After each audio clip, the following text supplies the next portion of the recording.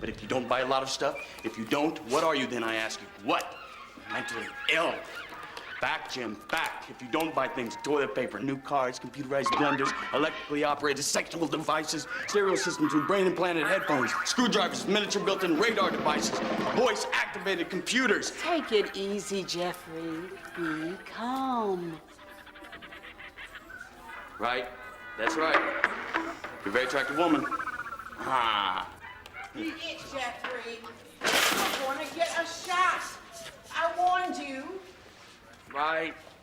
I got a little carried away explaining the inner workings of the institution to Jim.